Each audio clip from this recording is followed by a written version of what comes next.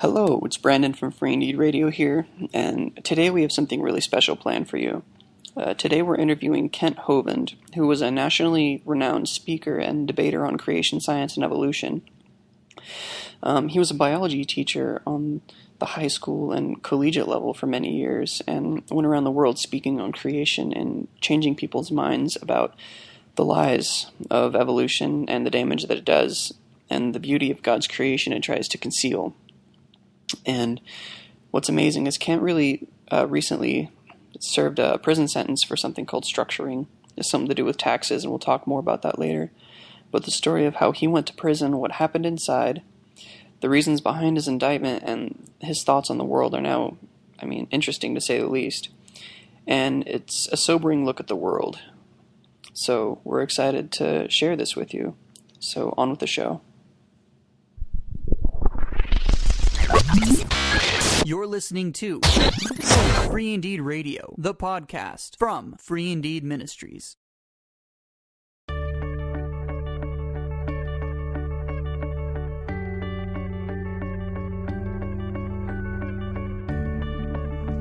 Go.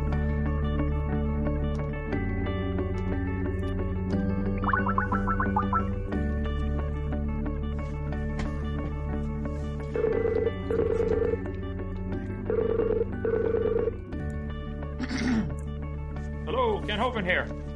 Hello, Kent. Hey, did you want video or just audio? Well, we set up so that we're both sitting on camera, ready to look at you. If you want to do video. There we go. There Hey. you are. Hi. Hey. Nice to meet you. It's good to finally meet you. Yes, sir. Thank you. Where are you folks from? We're from Redmond, Oregon. Central Okay. Oregon. Yeah. There's a rumor going around that you got a bunch of heathen out there in Oregon. Is that true? All of the heathen. They all live in Oregon? Okay, that's what I heard. I just finished doing 5 programs on my book, What on Earth is About to Happen on End Times. We just posted them on YouTube, Kent Hovind Official. If you get a chance, watch those little 30-minute segments to teach what the Bible says about the end times. Okay. Anyway, I'm ready, brothers. Let's go. Excellent. Well, first off, I'd just like to tell you that you're actually the first person who actually convinced me of who Christ was because of your creation seminars. My dad had a videotape of them, and I would watch them after school. I grew up in public school and, knew all the lies about the textbooks and stuff like that. The lies in the textbooks was particularly interesting to me. And I just couldn't get enough of all the information. I watched them over and over, and I remember just one night in summer of 2007, I just finished watching one of your videos, and I looked in the mirror and just said, I'm absolutely convinced that Christ is who he says he is, and I have no choice but to follow. Amen. Tell somebody else about it. That's what I live for, brother. Thank you so much. Absolutely. So, without further ado, I'm John Ford, Okay. and Brandon and I work together. We have a ministry out here. I can still hear you. There you are. So we have a ministry out here that we work together, and so we'll kind of go into some of that, and we'd love to hear some of your opinions and thoughts, and just talk to you about what you do and what we do and how all that ties together and what God's doing. Sounds great. I'm ready. Excellent. Well, so our ministry out here is called Free Indeed, and it's a ministry that's geared towards helping people who deal with same-sex attraction, gender identity issues, gay identity, gender identity, those types of things. On one hand, to know Christ and to know his grace and his love. And on the other hand, the other half of what we do is going to the churches and going to pastors and parishioners, congregations, or individuals of the family of faith who say, I have a gay brother, cousin, aunt, uncle, such and such, and I want to love them, but I don't know how.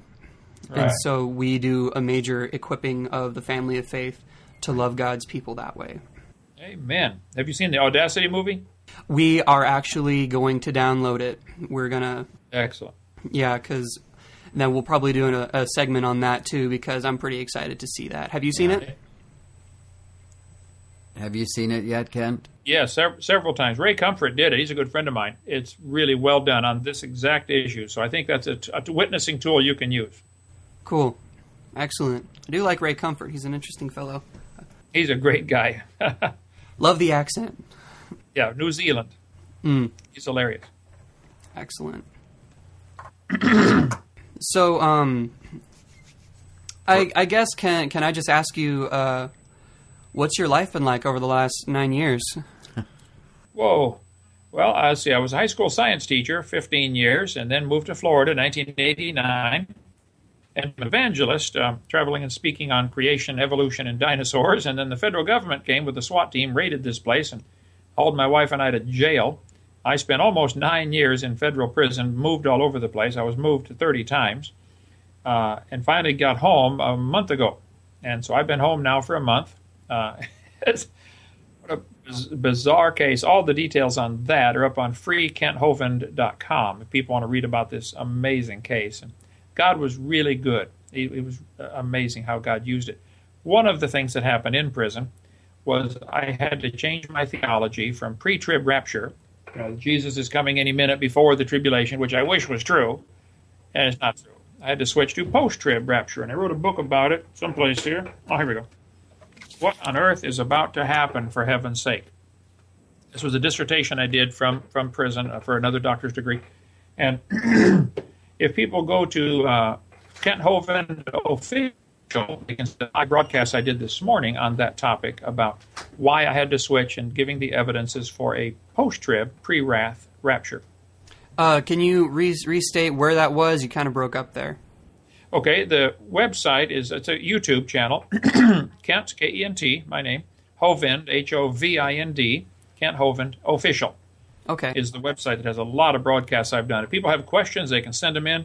We'll get to them as quick as we can. We cover a lot of questions on Bible and science mostly. How can people get a hold of your creation seminars? Are those still being sold? Oh, yeah, those are the website, the number 2 and the word Peter and the number 3 will eventually, I think very soon, maybe even today, be the official website, 2 Peter 3. For now, that will link to freekenthovind.com. Because I was in prison, there was a group of folks trying to get me out. Free Kent Hovind.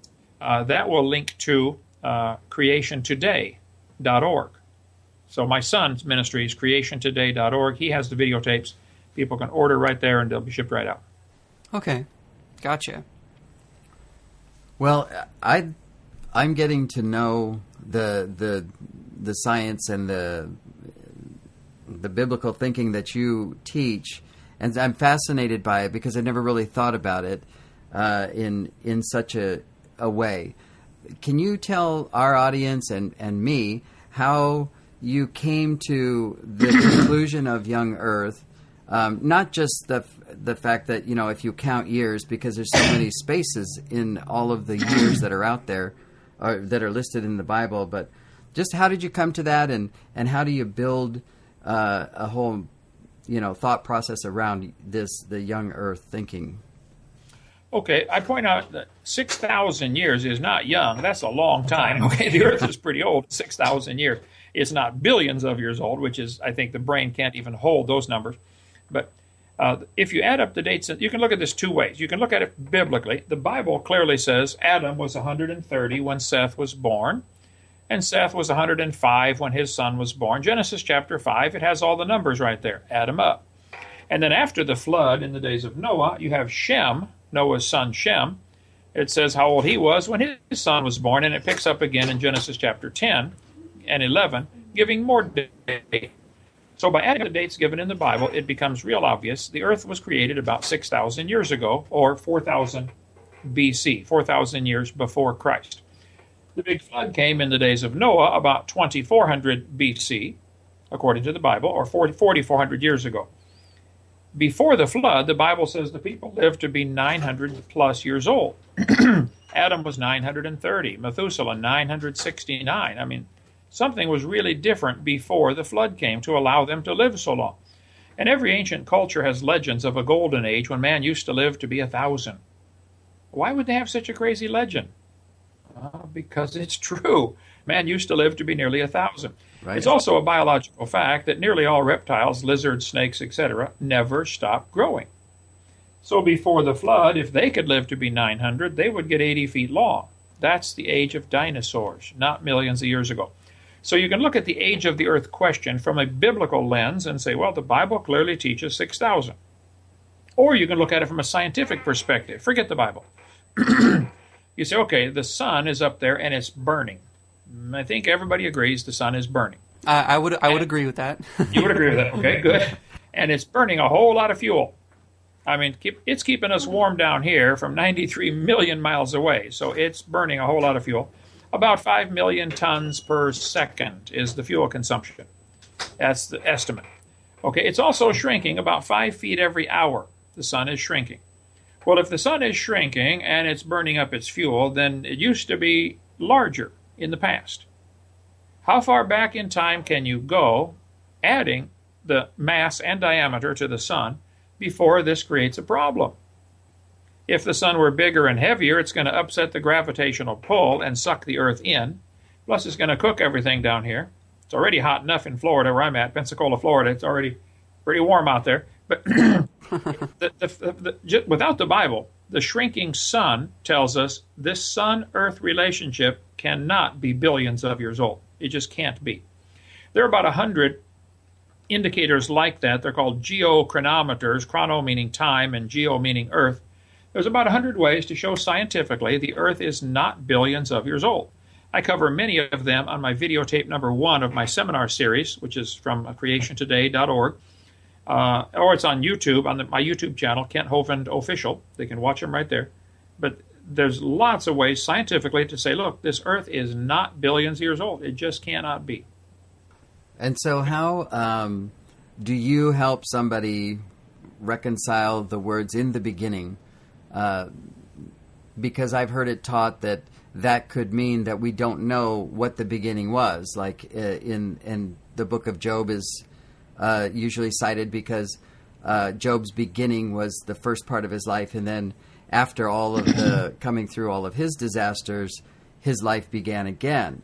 So do you see in the beginning as being any additional, not necessarily time like days and nights like we know it, but where the planets could have already been spread and therefore just begun already, but not necessarily placed in order? Okay, if you look at it from a biblical perspective, it couldn't be more clear.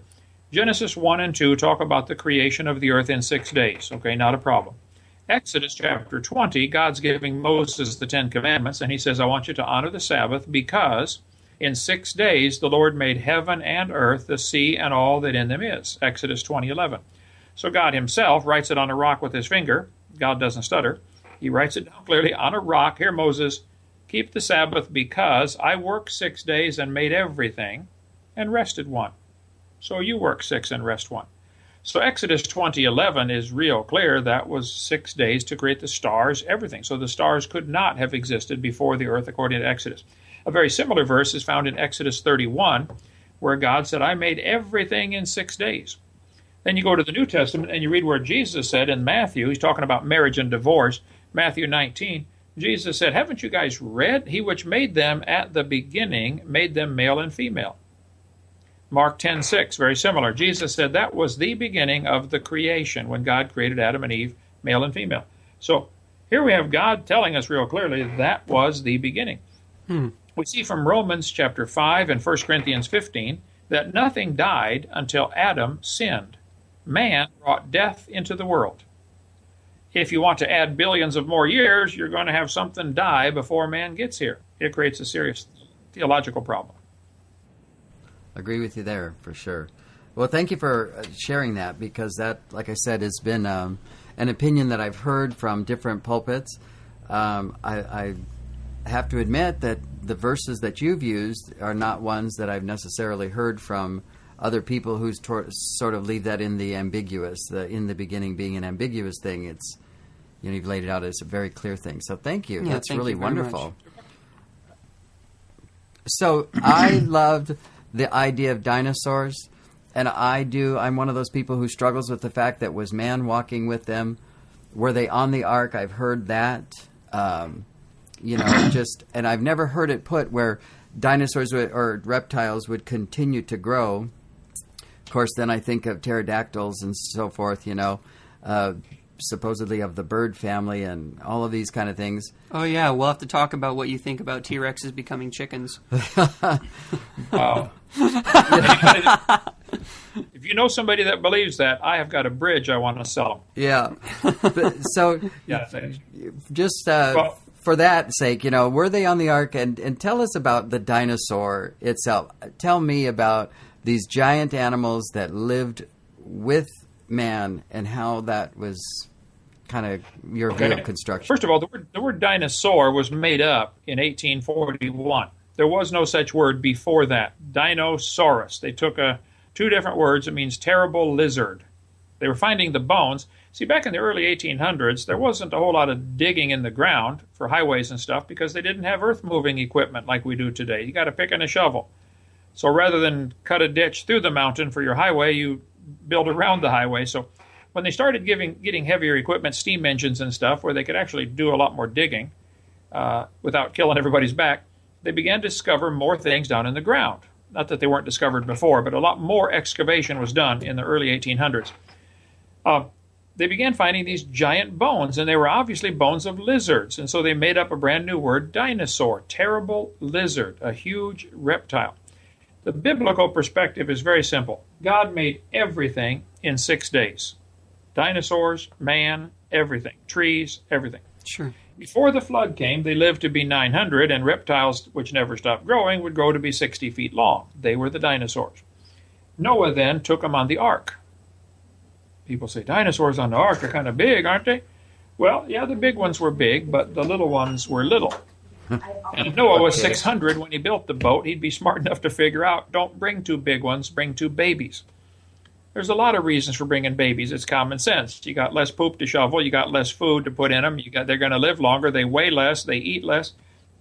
They sleep a lot more. And after the flood, they're going to live longer to repopulate, and that's the purpose of bringing them. Why would you bring one that's already full-grown and half dead? Bring babies of everything. Bring baby giraffes, baby elephants. Anyway, but all through history, these animals were called dragons until 1841, when they made up the new word. Same animal, new word, dinosaur, dragon. Now, it says in Genesis chapter 1, the very first chapter, that all the animals ate plants, and man was a vegetarian in the original creation. Everybody was a vegetarian. The animals were all harmless. They wouldn't hurt each other. They wouldn't hurt man.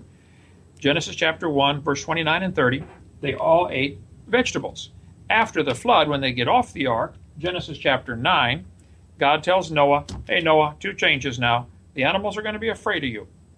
And it's okay to eat them. So it's okay to eat meat after the flood.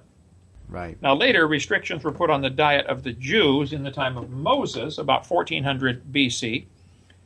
Moses was given laws from God saying, don't eat this and don't eat that. Those restrictions are for the Jews. I'm Norwegian. I love bacon. And if you're Jewish and don't like bacon, send it over. I'll eat it. But then even those restrictions, I think, were lifted at the time of Jesus Christ when Paul saw the vision come down and he said, eat anything you want. So that's the dietary laws. But as far as dinosaurs, they were big lizards with Adam and Eve. Noah took them on the ark. After the flood, people killed them and called them dragons. And there are hundreds of legends of people killing dragons. Right. So I think that ties in real simple. Okay. So then does it go with that logic that before the flood, man lived, 900 years, and the great lizards would too, and continue to grow. So then when God put the restriction, if you will, of time in man. Okay, right about here, we lost audio for a few seconds. John finished out a thought, and I can't remember what it was, but we eventually recovered audio, and Kent finished up his question, kind of restated it, so here that is. All right, let's try him back really quick.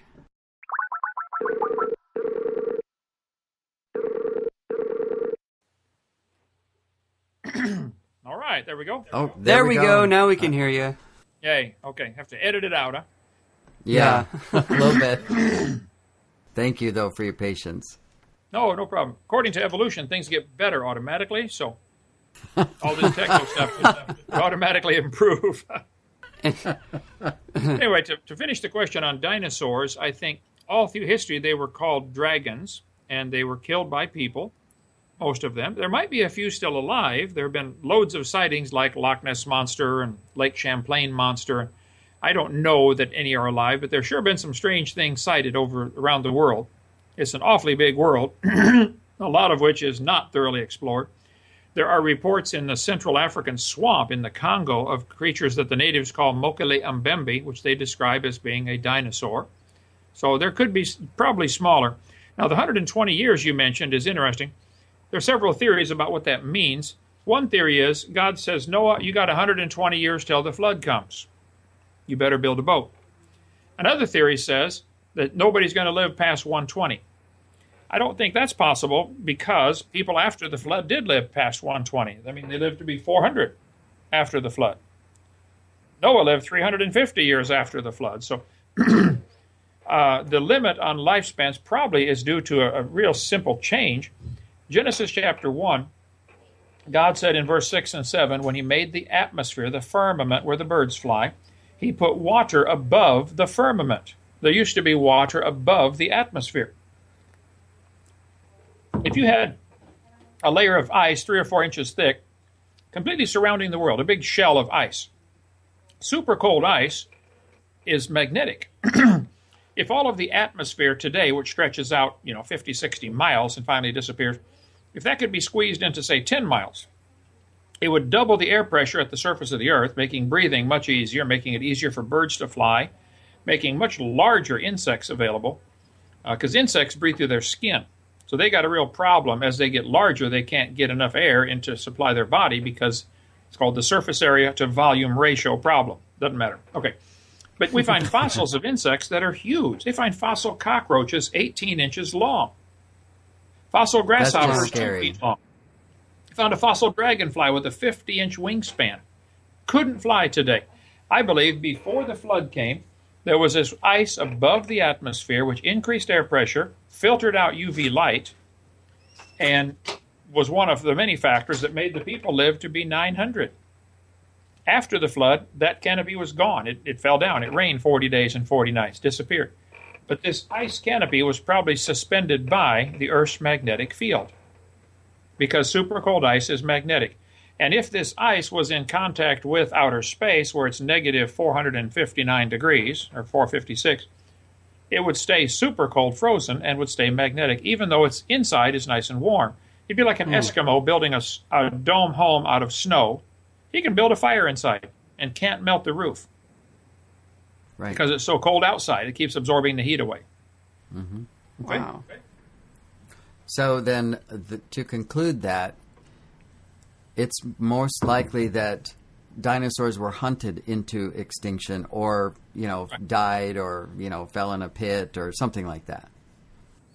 Well, I think the millions were drowned in the flood. Okay, that's where we find the fossils from. After the flood, people killed them or they died off. They couldn't live to be 900.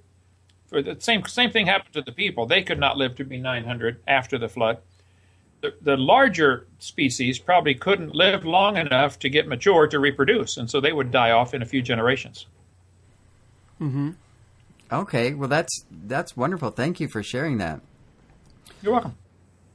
And again, just tell people where they can hear all, because, that was just a snippet of all the information that you've researched over the years and have articulated hundreds of times all over the world. So where again can people find that? My videotapes, 18-hour seminar, talking as fast as I can go, which with much nicer PowerPoint graphics, is available at thecreationtoday.org, my son's ministry, or on 2peter3.com, the number 2, the word Peter, and the number 3. 2 Peter 3 in the Bible talks about the scoffers in the last days being ignorant of the creation, the flood, and the coming judgment. So those are 3 things we cover: the stuff about the creation, stuff about the flood, and stuff about what's coming. I do a lot of question-answer on the YouTube channel, Kent Hovind Official, Kent Hovind, Hovind. official. They can look at the broadcast there and send questions in. We eventually get to them, trying to get to all of them. Okay? Sure. Well, let's switch gears a little bit, and I kind of want to ask you about a question that's been on my mind is, what do you think is the biggest thing that the Lord taught you personally over your time in prison and being moved around and ministering to everyone on the inside? Many things. It was good in 1,000 ways. It was hard. I don't want to do it again. Okay, but Sure. almost 9 years in federal prison, being moved all over. But many things the Lord taught me. He taught me that you can live with very little. I mean, you can live out of a shoebox. We don't need all these trinkets and toys and gadgets. You know, sometimes we get all excited about the things of this earth that are all going to burn. So it does give you a new perspective. Much of the Bible is written from prison or captivity. Or by people who did one of those, okay? I'm sure none of them liked it either.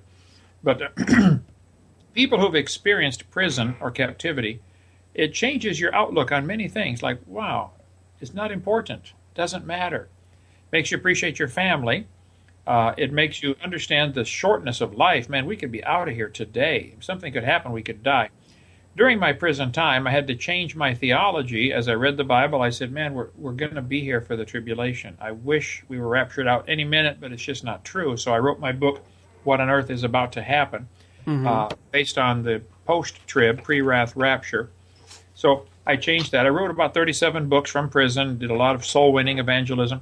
Another major thing that I saw, and I'm embarrassed, is I've been a Christian 46 years. I didn't see this until I went to prison. God never authorizes prisons at all. We got all these conservatives out there saying, tough on crime, longer prison sentences. In God's word, in God's law, you either get a fine or a beating or executed. No prisons. God doesn't authorize locking people up at all. I've asked 1,000 guys, I bet, in prison. I said, let me ask you a question. If you were found guilty of your crime, whatever your crime was, and the judge said, I'm going to give you an option. Do you want 5 years in prison or 20 lashes? Lay down right here on the floor. We'll give you 20 lashes. Which would you take, 5 years in prison or 20 lashes? All of them said the lashes. Okay, that's what God's word says, by the way. Deuteronomy 23 or 25, for certain crimes you get a beating. You have to lay down in front of the judge. The judge has to see what this punishment just did. Today, the judges just pick these numbers out of the air. 5 years, 10 years, 20 years. You know, it's just, they don't see what it does to the family or the person. They don't see it. They have to watch it in the Bible. But I ask them, would you want 20 lashes or 5 years? They all say 20 lashes. I say then, which would be cheaper for society? Well, 20 lashes. You don't have to feed the guy for 5 years. Okay? Which is better for your family? 20 lashes. Because when a guy goes to prison for 5 years, almost all of them lose their home, lose their wife, lose their job. Got to start over when they get out. Okay? They lose all that. Whereas if you get 20 lashes, you're sore for a week and you come back to work the next week. Hey, boss, I had to take a week off. I couldn't move. Which would be a better deterrent? I've asked 1,000 of them. If the judge said you're getting 20 lashes, if you do this crime again, you're getting 25. Well, they said lashes is a much better deterrent. If someone rapes your daughter, she does not need to feed him for the next 20 years and then worry about him getting out. She needs to watch him get shot or hung or something and then go spit on his grave a couple times a week until she can heal up emotionally. It's common sense 101. So I am embarrassed that as a Christian, I had to go to prison to realize prison should not exist. And I will forever be an advocate of closing them down. All of them. Certain people ought to just be executed. You don't need to lock them up for 20 years or 50 years. Just shoot them. Get it over with. Help it. What's the wife supposed to do? The guy's going to prison for life. Okay, now what's his family supposed to do? He should be shot or hung or gas chamber or something. I don't know. And then put him out of our misery. Okay? So those are a few things I learned in prison. Interesting. Very interesting. Yeah, I've actually never thought about that before. I never even thought about, if prison was even something that God would be about or sanction, because I knew that, the apostles got locked up a lot in it. Now see, in the Bible there are prisons. But it's always the heathen that are doing it. The Romans, the Egyptians, and God's people spent a lot of time in them. But that doesn't mean God authorized them. It was the heathen doing that. Okay? Okay. So, is this... Obviously, this isn't going to deter you, being in prison isn't going to deter you from moving forward, and you're speaking on creation and speaking on... And I see that you're now an advocate of closing prisons down. So what are some other things that you're going to continue to move in and advocate? Well, for 20-some years, I traveled all over the world and spoke on the creation and the flood and dinosaurs. 2 Peter 3 says the scoffers in the last days are ignorant of the creation, the flood, and the coming judgment. I did not talk much about end times type issues because I really wasn't clear in my mind. I had been taught the pre-trib rapture, and I wished it was true, and I thought it was true, and it's just not. So I will add a whole new series of videos as soon as I can on what on earth is about to happen, what's coming next. So we have videos on the creation and on the flood. Next will be a whole series on what's coming after this. I'll do PowerPoint once I get where I can travel again and start doing that. So that's the new phase of the ministry, is adding a whole section on end times. And that'll be up on 2peter3.com, starting very soon. Can you give us just a brief kind of snippet on that? Like what changed your mind?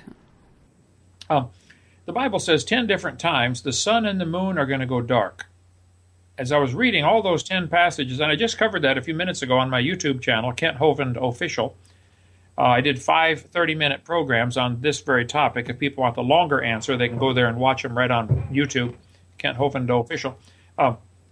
There is coming a 7-year period called the 70th week of Daniel from Daniel's prophecies. We covered that in the first broadcast this morning. I did 5 half-hour programs. There's a 7-year period called the 70th week of Daniel. There's a time of great falling away. Israel's going to rebuild their temple on the Temple Mount. Antichrist is going to break the treaty and desolate the temple. Then there's going to come a time of great tribulation, trouble like crazy on planet Earth, especially for believers and Christians. Then comes the day of the Lord, the day of Christ, when the sun and the moon go dark. So I used to believe we could be taken out of here any moment, raptures, get ready, the Lord could come, it could happen in a moment, in the twinkling of an eye, and I wish it was true. But it's not. So my book deals with that topic and why I had to switch, and it's 260 pages, so I don't know if I can summarize it, but the basic idea is we are taken out of here after the tribulation, before the wrath of God falls in the day of the Lord. I was guilty of confusing the day of Christ and the day of the Lord. They're not the same. I was guilty of confusing tribulation and wrath, and they are not the same. Tribulation is what the world does to us, and Jesus said we're going to have it. Mm-hmm. John 16, in the world ye shall have tribulation. Now, wrath is what God does to the world, and we are not here for that. Mm-hmm. Okay? Okay. Yeah, I'm okay with that. So, oh shoot, I had where I wanted to go. Just lost it. Well, let me just pick it up then. I like your stance on the prisons. I have always believed the same way you do, actually, that prisons are not a good idea. Never have been. So, and based on what you went through with the judicial system and seeing the absolute corruption of it, which I have to say I've seen it too, not from a personal level, well, personally through other people as I've helped them or family members, whatever. Do you advocate for anybody? Are you advocating for law changes, or are you before this new attorney general and trying to buck some of the system there, or at least bring about changes that would make it somewhat more honest, if you will? Well, one serious change that Congress could do in 5 minutes, if they would. Nobody involved in law enforcement or passing laws should be allowed to own stock or profit from the prison system. I was in Yazoo City, Mississippi, at the prison up there my last month before coming home. The property is owned by the former governor of Mississippi, Haley Barbour. He owns the land and leases it for the prison. He's got a 99-year lease. I would guess 100,000 a month coming in. I'm just picking a number, I don't know. But they're leasing the land off of him, and their prison is there for 99 years. His son, Haley Barber Jr., is the chief federal judge in Jackson, Mississippi. If that isn't double dipping, I don't know what is. They have an incentive to keep it full. So the longer terms they give out, the more they get for their retirement. I think it's real simple. Congress should pass a law. No one involved in law enforcement or making laws, Congress, Senate, President, police, none of them should be allowed to own stock in the prison system. They shouldn't be allowed to profit from the prison system by selling them clothes or selling them food or transportation system. There's a whole network of people that haul prisoners around. I got moved 30 times. Who paid for that? Who are those people driving the people around? There's busloads of people being hauled all over the interstate right now as we speak. Right. Moving from prison to prison. Who's paying? Who owns that bus? Who owns that transportation industry? And is that supported behind the scenes somehow by somebody who makes the laws and has an incentive to keep the prisons full? That is something I'm advocating for. Change that. I went away to prison for structuring. I'd never heard of such a thing. What is structuring? Well, you took your money out of the bank in amounts less than $10,000. Yeah? So what? They should completely eliminate the structuring laws and make them retroactive and pay the damages that they did. What's retroactive? What's that? What's retroactive? If they repeal the structuring law, make it retroactive, because there's a lot of people in prison right now for structuring, and the government seizes all those funds, which is stupid. I've never taken drugs. I'm 62 and a half. I've never tasted alcohol, but I would, if I were king, if I were voted in, I would immediately legalize all drugs and eliminate all welfare. You want to take drugs? Go for it. You want to get sick and for me to pay for it? Now that's a problem, because it is going to lead to destroying your health, but that's your problem. There shouldn't be any welfare, at least at the federal level. Churches ought to do that, maybe, but if you want to smoke marijuana, now if you want to take drugs and get on the highway and endanger my family, now that we might have to talk about. But most of the people in prisons today are in for some kind of drug violation. This is insane. Stop it. Just stop. Let them all go home. And stop all welfare. They want to take drugs and they lose their job because they can't show up to work, then they go hungry. Pretty soon they learn, wow, I better change my lifestyle. What we're doing obviously isn't working. We have the 4% of the world's population in America, 26% of the world's prisoners in America. Largest prison system in the world. It should all be shut down. Very interesting. I see like that being a connection with how we're supposed to lay up people, like how Paul says that we're to anathema people, lay them up to Christ for them to find their way, for them to walk with God by themselves, so that they can come back to Him restored, and that those who would bring them back would restore them in the spirit of gentleness. Yeah. And, see, you shouldn't be punished if there's no loss. If you smoke marijuana, and I don't, I've never tasted it, never even seen it, other than on TV. But who did you injure? There has to be an injured party. Who did you injure? Nobody. So I think some of the things you asked about, what have I changed? I would close down the prisons, and in the meantime, I would make it illegal for anybody involved in law enforcement to also profit on the backside in any possible way from the prison system. And I would legalize all drugs and stop all welfare. That would eliminate many of the problems we have in our... I think 80% of the guys in prison now are in for drugs of some kind. Yeah, I would believe that. There's dumb. A drug bust charge that happens every,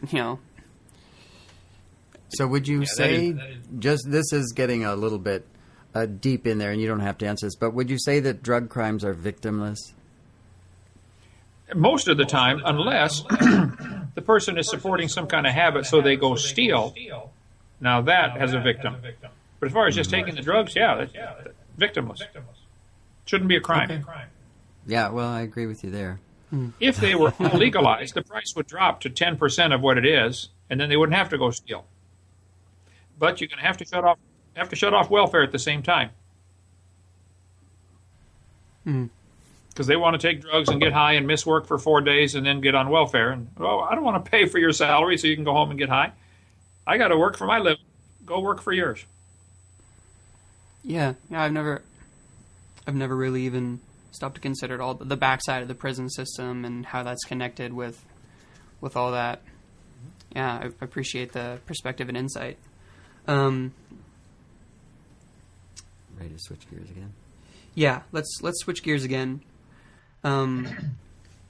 So you imagine, as we're in a relatively controversial ministry, we get asked the question a lot: what do you think about the Supreme Court decision with the whole gay marriage thing? And you being somebody who is learned in the penal system and in judicial system, and in the things of God, we thought that we would just kind of start into this by asking you what you think about it and what it means for the body. I would have many things to say on that. First of all, I don't think the word gay is appropriate. I've never met one yet that's happy. To me, the word gay means happy. They're not. Most of them are miserable.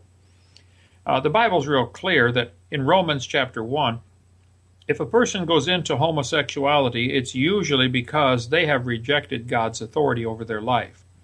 Not always, but I think that Romans chapter 1, because they did not want God to tell them what to do, God gave them up to this homosexual lifestyle. It's nothing new. It happened in the time of Abraham, 2000 BC. They were called Sodomites from the city of Sodom and Gomorrah. That's way back here. I mean, so this has been going on for millennia, at least 4,000 years. I've never met one that's happy. Most of them are miserable and trying desperately to find some kind of happiness in life, and they so far. So gay is the wrong word, okay, in my opinion.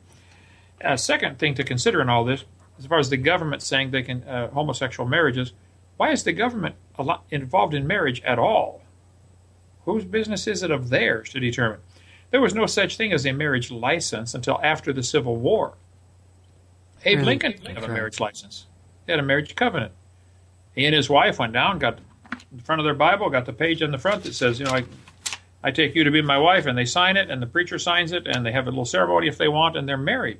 Why is the government involved in marriage at all, let alone gay marriage? So I think we should look at the bigger picture, like, whoa, stop. What have we created here? A license to get married? What does that mean? Does that mean it's licentious if you don't? Well, most other countries don't have this marriage license. Is this just another money-making racket, a way to control? And why should the county or state or Fed be involved at all? So I think they're way out of bounds even getting involved in this, whether it's gay marriage or otherwise. So, I don't think they're gay. I think the Bible calls them sodomites, or people, homosexuals. So when I was a child, the word was queer. That's the word they used for. And so I feel bad for it. Now, it's not the unpardonable sin. They can be forgiven, and they make great Christians when they get converted. Many of them are loving people. They're looking for somebody to love. I understand all that. And they're brokenhearted, most of them. And God can forgive them and save them and bring them into fellowship with Him, and He will be their Heavenly Father. Some of the former homosexuals make just really fabulous Christians when they get truly converted. So I think it's sad that so many people will point down at the gays when they themselves have a lot of wicked sin in their life. They're committing adultery or fornication or theft or something. So I think it'd be wrong to put that sin above any other sins. I think it's a sin. Mm-hmm. But so is lying, and so is stealing, and so is a lot of other things too. So they can be forgiven like anybody else. Well, we definitely agree that they can be forgiven just like anybody else, for sure. And we do believe that it's a destructive lifestyle that nobody should be a part of, just like any lifestyle that's based around the pursuit of something other than Christ leads somebody into destruction and death because it becomes an idol in their life. Well, I just wanted to touch on a quick thing that you said, and just kind of explore your mind for a second. When you say they make great Christians after they've been truly converted, what does that look like? For what's your definition of meaning right here?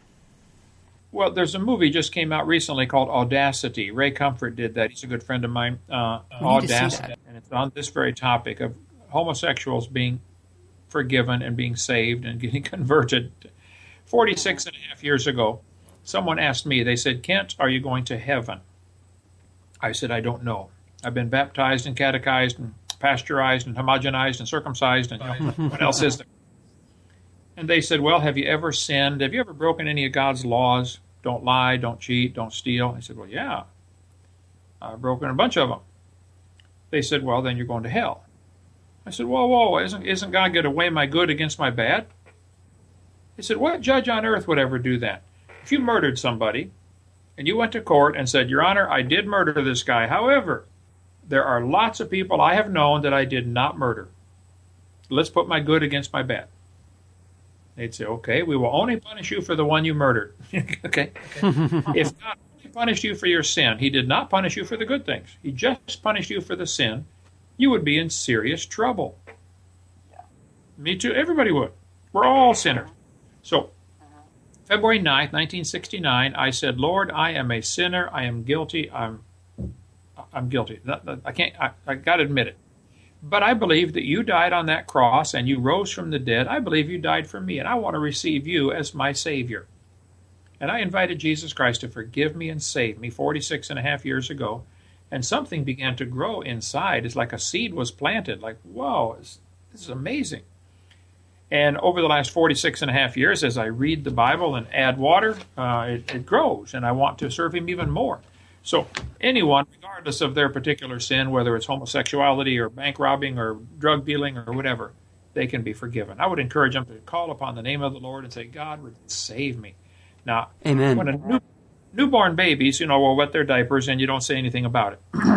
When they're 2 years old, you start to potty train them and say, okay, kid, don't go over here, not in your pants. Right. And you're patient. After about 3 or 4 years old, patience starts to wear out, like, hey, kid, knock it off. I told you not to do that, come over here. A parent is understanding of the child's development level and what they're capable of doing, and they tolerate things the first couple of years that they will not tolerate later, wetting their pants, for instance. I think it's the same in the Christian life. A lot of Christians have sin in their life, and God tolerates it for the first 6 months or a year of their Christian life, but at some point, God's going to say, hey, son, knock it off. That's wrong, and you know it. So a homosexual, for instance, can get born again, get saved, be forgiven, going to heaven, and they may struggle with their sin for a while, and God will finally convict them, and God may have to play rough, like he did in 1 Corinthians chapter 5. He said, look, Paul said, I want you to turn that guy over to Satan for the destruction of the flesh, that the spirit may be saved. Still going to heaven, living in adultery with his mother or stepmother. So, yeah, God's a merciful God, and if you get saved, you're God's child, and you're going to heaven. Now, you can sin to the point where God kills you. 1 John 5 talks about there's a sin unto death. I, as a Christian, could do things that God would say, son, you're an embarrassment to the family. Come on home to heaven. He would take me out of here. So that's interesting. You say 6 months to a year. So, like, you believe that there's a specific, like, God has a specific timeline, or? No, it's different for everybody, just like children. When should they quit wearing diapers? Well, some quit wearing it at 18 months. Some are 3 years old. They're all different. Well, right, sure. I mean, like, when I first became a Christian, I was a liar. I lied a lot, and my dad had to punish me pretty severely for it to get through my head that lying was something that was unacceptable.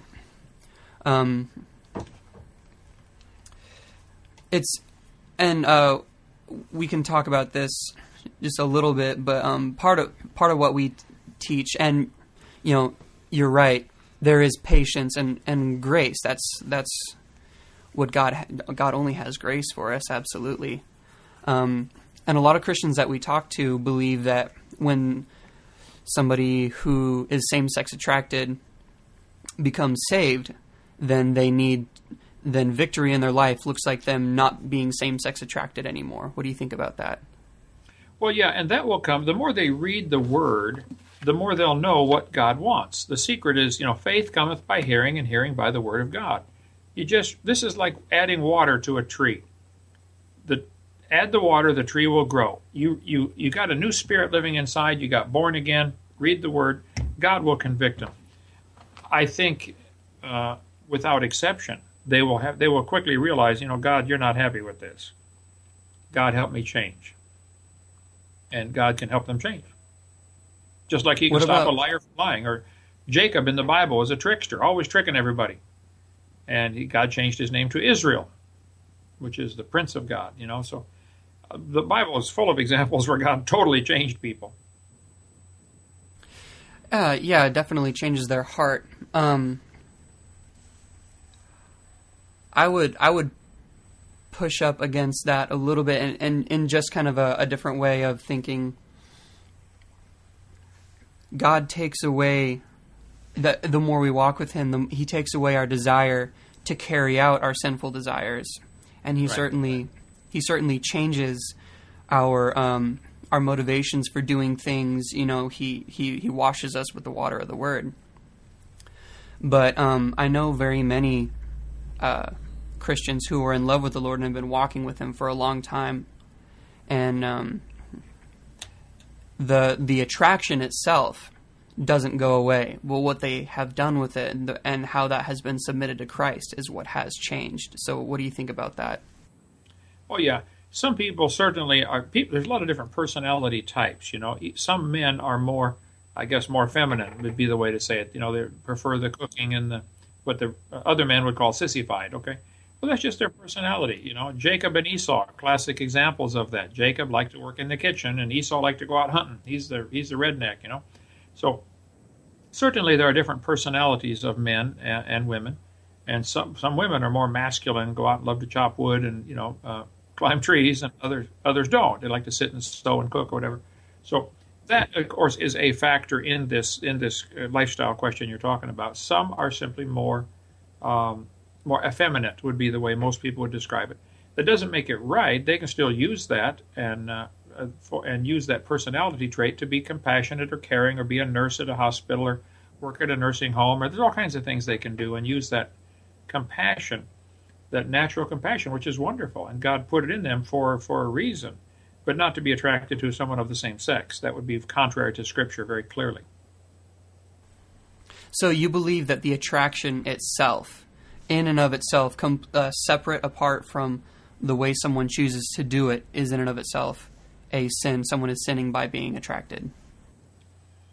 Yes, attracted how? The Bible's real clear about marriage and family and all that stuff, and homosexuality is wrong.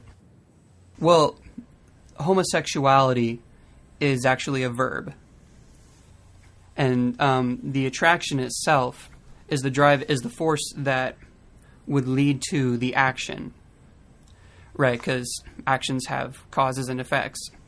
So something that we teach and that we really believe in, and God has confirmed for us over and over again, because I haven't found a single place where the attraction itself, where our propensity to sin, our being affected by a sinful creation, is in and of itself condemned. Our responsibility is to submit our brokenness to Christ. What do you think about that? Does that make sense? Do I need to clarify? Or I think even the attraction, though, you have to watch, because Jesus said in Matthew chapter 5, verse 28, that don't even look at a woman you're not married to and lust after her. Mm-hmm. Yeah, that's the thing. It's lust. So lust is wrong. Lust is wrong. But it's an action. And so is the lust is what you choose to do with the circumstance that has been placed on your life by being affected by a sinful creation. Mm-hmm. Because something that we like to separate out as part of our teaching in helping the church love their neighbors is going through churchy terms that we've grown up saying to people, that we say one thing meaning to love them and to bring them to Christ, but the person receives that and hears something completely different across the board. I mean, it's not atypical that person just was angry and they received it that way. It's the words actually reflect what they receive, even though it's from a heart of sincerity. And we approach, just really quick, gay ministry and teaching the church how to minister to people in a very personable, one-on-one type of thing, because we believe that these people and society, which is now backing these people, will only be reached by the individual of the church. We can only do so much, and we want to equip everyone who's sitting in the pews to love their gay brother, sister, whatever, their gay pastor that's down the road and leading people to hell, like leading people into their own death and into a sinful lifestyle, and saying God's okay with it. We don't want to go there. And that we call accepting people into their death, saying go ahead and go do what you want, but we also don't want to condemn people away from the cross. Well, a couple things to consider. The Bible's real clear that it's wrong. Secondly, I think common sense would tell you this obviously leads to some diseases. I mean, take a look at it. It's pretty obvious. Right. It's an unhealthy lifestyle. Thirdly, it's unnatural. There's no animals that do this. This is only man. It's a choice that they make in most cases. And they don't reproduce, obviously, so they have to recruit. You have to recruit to keep this going. They don't reproduce. They don't make babies. I taught biology. It don't work that way. Right. I mean, they don't reproduce, but my brother is a biology major, and he was actually talking to me with a bunch of friends on one of his birthdays up in the mountains and describing to me these species of slugs and different animal species that practice homosexuality, and was like, well, blah, blah, blah, blah. And I didn't really have an answer. But back to the original track of what we were talking about with the attraction itself, we teach people to separate out, this person doesn't need to change for God to accept them and to love them. And when I say change, I say victory in their life doesn't necessarily look like them becoming straight. What do you think about that? Maybe not right away, but I think eventually it will. God will have to straighten that out, that God is not God's will for them to continue in that. It's like a child wetting his pants. The long-term goal is quit wetting your pants, son. May take 2 years. So somebody who God takes out of, say, being a compulsive gambler, and they're a gambler all of their life, and they don't meet the Lord until like later in life, and they have an entire life history of a set learned pattern. I see casinos, I go nuts. And the Lord brings them out of, slowly brings them out of that compulsive lifestyle, brings them out of spending hours and hours and hours in a casino, hiding the checkbook from his wife, hiding the checkbook from his sons and daughters and stuff like that. So you think at some point there comes a time when he is no longer whatsoever affected by even looking at a casino? Now, he may always struggle with that, but he has to overcome it. There's all kinds of things we all struggle with, but you have to control yourself, See, a diaper is for someone who does not have internal control. You have to have an external solution to this problem. Once they get internal control, that external solution is no longer needed. And society, the whole prison system is a giant diaper. It's controlling from the outside, the internal problem. So I would shut it down. I need to get the United States is wearing a diaper, everybody. Yep. I need to get going here. But thank you so much for having me. And God can forgive anybody. That's not the unpardonable sin. And I'm glad you guys are doing this ministry. Keep it up. Well, we look forward to talking to you in the future. This has been great. Maybe we can share some more, and sure. Or we'll find you out there and be able to meet you in person. That would just be a joy. That sounds great. Thank you so much, fellas. Yeah, thanks. Thanks for taking the time. It was great to meet you. Bye-bye.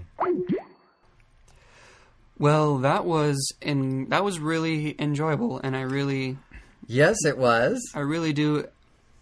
I'm glad that we got to do that. Yeah, that was great. What a wonderful man. But Brandon, I think what's interesting with him is that he represents a great deal of Christian society or people of faith society, and which is good. And I love that his heart was that anybody can and everybody can be forgiven, because we know that everybody has already been forgiven. It's a matter of accepting it. And there is change, because when you get into Christ, he changes your life and he changes your behaviors and he makes you all that he wants you to be. And I believe that Kent believes that and sees that. I think that comparing and contrasting to the way we approach it, he's got, if you will, a little more of a hard line approach. Sure. Because we have more of that personal experience, especially for myself, to know that it takes time to get somewhere and to do something. But I loved his heart. I sure enjoy his science and Bible, because he's so right on it, at least in my opinion. I really thought that was great.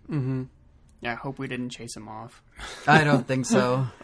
But he couldn't do our ministry for very long over the phone. So that's cool. He'll be back.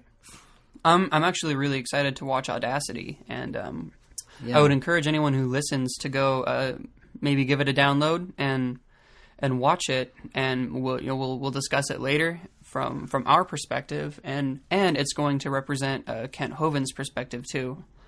So it'll bring all this a little bit more to light. And so I'm pretty excited to do that. And please go check out Kent Hovind's material, because he does have a lot of really, really good things to say about science, creation, evolution, the penal system, those types of things. He has a unique perspective from being on the inside and from being a biology professor. And, I think he said he taught college level biology for a while too, and it's what brought me and changed my mind about the whole idea of evolution and truly how poisonous of an idea it really is when you look at it fundamentally.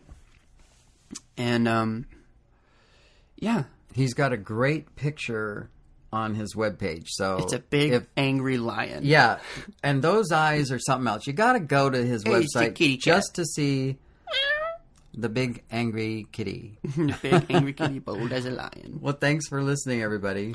Yeah, thanks so much for tuning in today. We hope you enjoyed Kent Hovind. We surely did, and we hope to get him back on. Maybe do a follow up with Canary Cry. So be tuning in to our episodes to see what keeps coming up next. We're going to have some pretty cool stuff coming. So, yeah, thanks for listening, and go ahead and go out and change someone's mind about God today.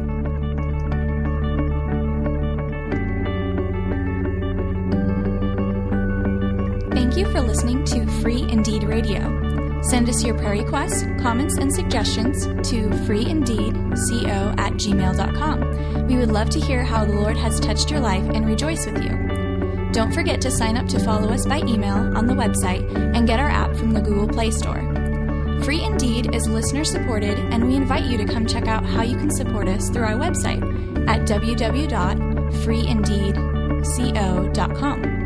Free Indeed Ministries believes that your tithes belong to your local church, and we receive your donations as offerings to support the mission of Free Indeed to advance the gospel of grace throughout the world. The Lord bless you as you go into your world and change someone else's mind about God.